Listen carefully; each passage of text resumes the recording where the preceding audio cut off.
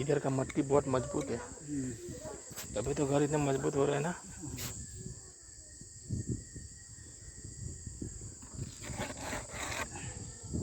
એવું સરસ સુંદર મજાની માટી છે, એકદમ મસ્ત આંબાનું ઝાડ છે, ઘર આંગણે આંબાના ઝાડ છે,